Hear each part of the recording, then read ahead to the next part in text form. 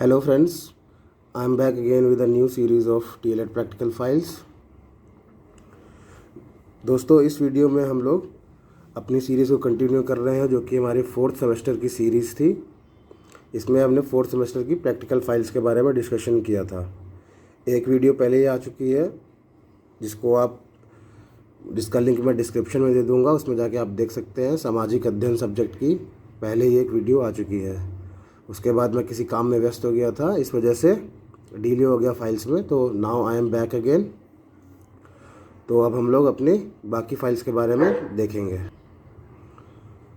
तो दोस्तों हमारा ये जो फाइल है ये एक दूसरे सब्जेक्ट के बारे में है जिसका नाम है आरंभिक स्तर पर भाषा एवं गणित पठन। तो उसके बारे में हम लोग डिस्कस करेंगे कि उसकी फ़ाइल हम लोग को कैसे बनानी है। तो आप अपने सामने देख रहे होंगे ये उस फाइल का पहला पेज है। इसमें हमने विषय सूची के बारे में बताया है। आप देख सकते हैं विषय वस्तु।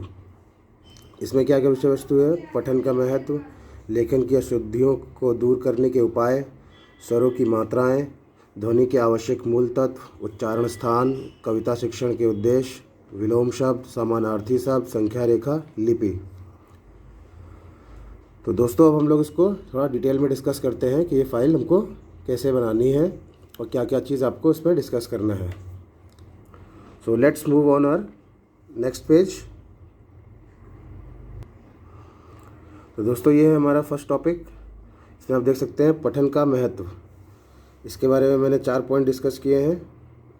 आप देखिए इसको। ज्ञानोपार्जन का मुख्य साधन, मतलब ज्ञानोपार्जन का मतलब क्या हुआ? ज्ञान को पाना, ठीक है। तो उसके मुख्य साधन क्या होते हैं, मतलब किस किस प्रकार हम ज्ञान को पा सकते हैं, मतलब किस किस साधन से हम अपना ज्ञान को बढ़ा सकते हैं। देखिए, प्रत्येक व्यक्ति को जिस किसी व्यवसाय से जुड़ा है वह उसमें विशिष्टता पाना चाहता है। इसके लिए वह तत्संबंधी नवीनतम पुस्तकों को पढ़ता है और ज्ञान प्राप्त करता है। ठीक है बच्चों। अब इसमें हम लोग देखेंगे हमारा सेकंड पॉइंट क्या है? सामाजिक उपयोगिता।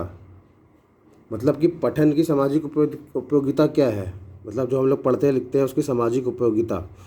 सामाजिक दृष्टिकोण से भी पठन अत्यधिक उपयोगी होता है। आप किसी बैंक में जाएं अथवा सरकारी कार्यालय या न्यायालय में, पठन कौशल के बिना कोई भी काम पूरा नहीं हो सकता। तो बेसिकली बच्चों यहाँ पे क्या बताया गया है कि पढ़ने लिखने की सामाजिक उपयोगिता क्या है। देखिए, अगर आप पढ़े लिखे रहेंगे तो आप बैंक में जाएंगे, न्यायालय में जाएंगे, कहीं मार्केट करने जाएंगे, तो वहाँ पे बिना पढ़े लिखे आपका काम बहुत टफ हो जाएगा। तो उसी को आसान बनाता है। ये उसकी सामाजिक उपयोगिता है, किसकी? पठन के महत्व की। अब देखते हैं हम लोग अपना तीसरा पॉइंट, समाचारों को जानने के लिए सहायक। आज के युग में पत्रकारिता क्या होती है? जैसे न्यूज़ चैनल वाले पत्रकारिता करते हैं ना, आपको हर जगह की न्यूज़ देते हैं, ठीक है, उसी को पत्रकारिता कहते हैं। तो आज के युग में पत्रकारिता का निरंतर विकास होता जा रहा है। समाचार पत्र पत्रिकाएं सभी भाषाओं में अधिकाधिक संख्या में प्रकाशित हो रही हैं। ठीक है बच्चों। अब देखेंगे हमारा नेक्स्ट पॉइंट, शिक्षा प्राप्ति में सहायक। पठन की योग्यता के बिना शिक्षा अधूरी है। हमारा नेक्स्ट पॉइंट, मनोरंजन में सहायक। तो हम लोग को पता है, जैसे आप लोग को पता होगा, बहुत लोग को किताबें पढ़ने का शौक़ होता है, ठीक है। तो ये एक तरीके से जब किताबें पढ़ते हैं, आप मैगज़ीन्स पढ़ते हैं, तो आपको मनोरंजन भी होता है ना, एंटरटेनमेंट होता है। बहुत सारी मैगज़ीन्स ऐसी आती हैं, बहुत सारी किताबें ऐसी आती हैं जिनको किताबें पढ़ने का शौक़ होता है, वो एक से एक नॉवेल ला के पढ़ते हैं, इंग्लिश हो चाहे हिंदी हो या अपनी भाषा की हो। तो देखते हैं, पठन मनोरंजन का भी एक महत्वपूर्ण साधन है। विभिन्न प्रकार की पत्र पत्रिकाओं तथा पुस्तकों को पढ़कर मनुष्य मनोरंजन को प्राप्त करता है। ठीक है बच्चों। तो इस प्रकार ये हमारा पहला टॉपिक ख़त्म हुआ। Now we will move on next topic.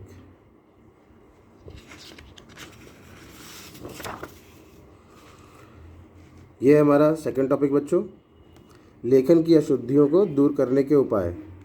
इसमें हमने 10 पॉइंट 11 पॉइंट लिखे हैं। एक एक करके सारे पॉइंटों को देख लेते हैं।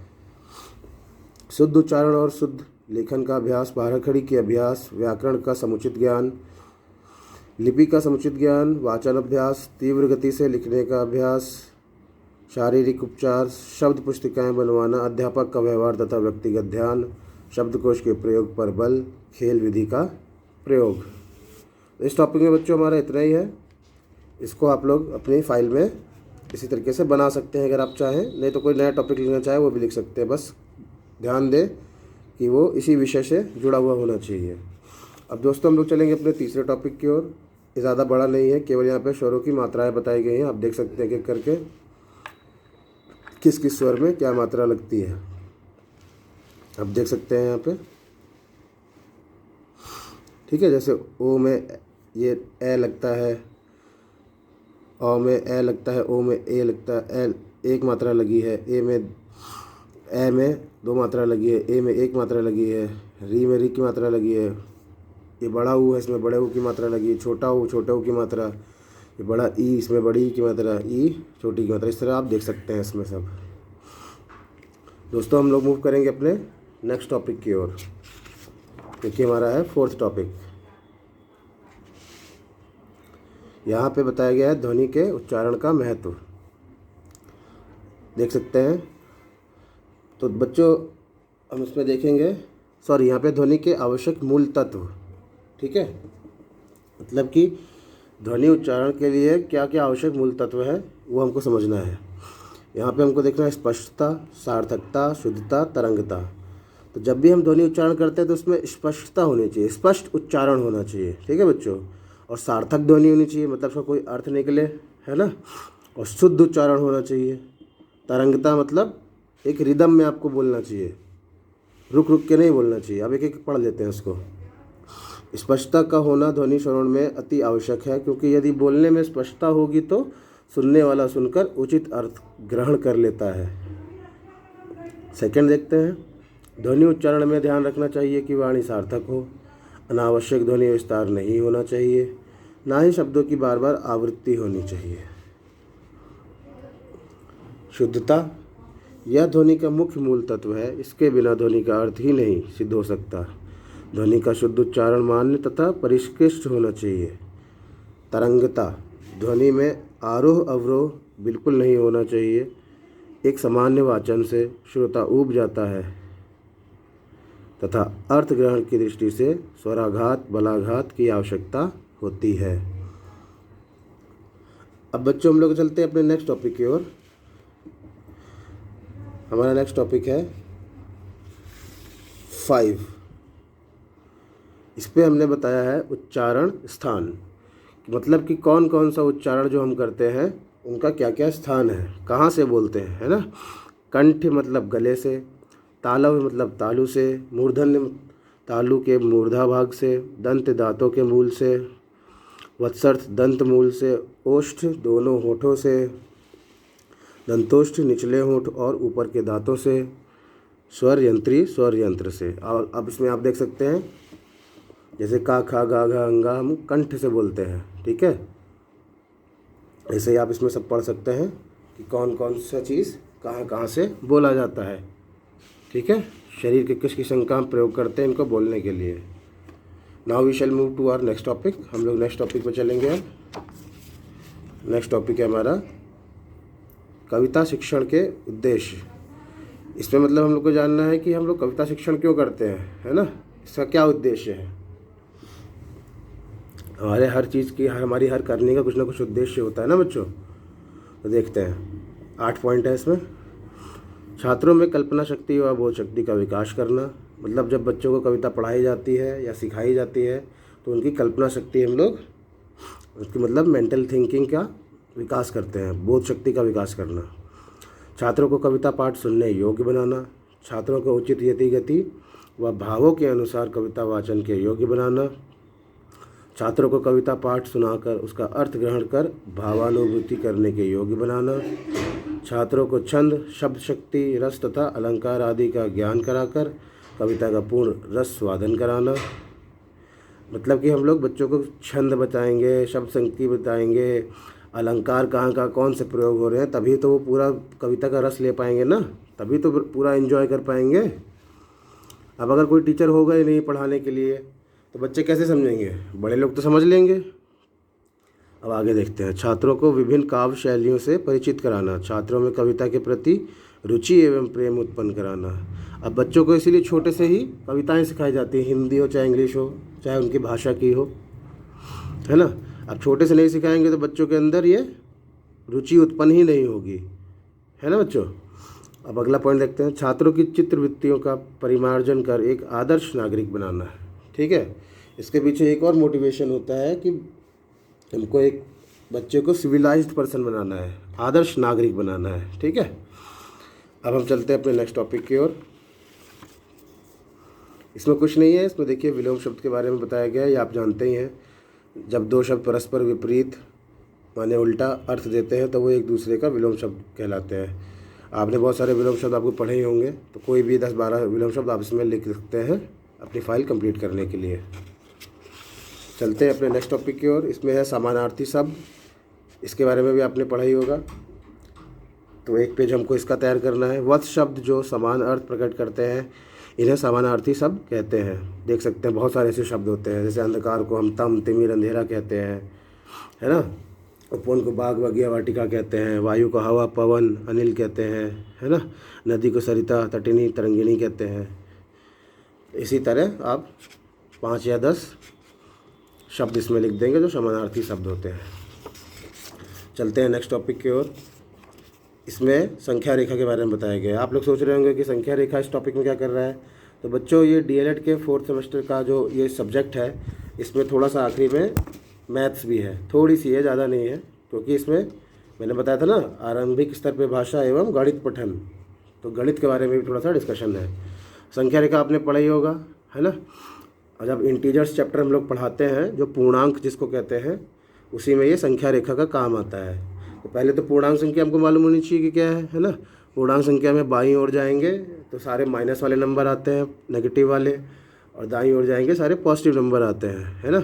मतलब ज़ीरो को दाहिने तरफ +1 करते जाओगे आपको पूर्णांक संख्या मिलेंगी, ज़ीरो के बाएं तरफ -1 करते जाओगे तो आपको पूर्णांक संख्या। और इन संख्याओं को बनाने के लिए जो ये रेखा बनाई जाती है ना, इसी को हम लोग संख्या रेखा कहते हैं। ये देखिए एक रेखा खींची गई है, 0 से दाहिनी ओर सब प्लस में है ना, पॉजिटिव, इनको पॉजिटिव इंटीजर्स कहते हैं। ये बगल में नेगेटिव इंटीजर्स, मतलब ये हो गया हमारा धन पूर्णांक, ये हो गया हमारा ऋण पूर्णांक। ठीक है बच्चों, देख लीजिए। पूर्णांक संख्या की श्रृंखला को दर्शाने के लिए जिस रेखा का प्रयोग में लाया जाता है उसे संख्या रेखा कहते हैं। कुछ महत्वपूर्ण बिंदु जो मैंने आपको बता दिए ऑलरेडी। संख्या रेखा के मध्य में 0 रहता है, मध्य से दाएं बढ़ने पर धनात्मक संख्या प्राप्त होती है, मतलब पॉजिटिव, मध्य से बाएं बढ़ने पर ऋणात्मक संख्या प्राप्त होती है, मतलब नेगेटिव। संख्या रेखा पर दो लगातार संख्या पॉजिटिव और नेगेटिव के बीच की दूरी समान होती है। इसका मतलब क्या हुआ, अगर 4 हमने कहा 4 और -4, तो उसकी 0 से दोनों की दूरी बराबर होगी, है ना। मैंने कहा 7 और -7, तो 0 से दोनों की दूरी बराबर होगी ना, है ना बच्चों।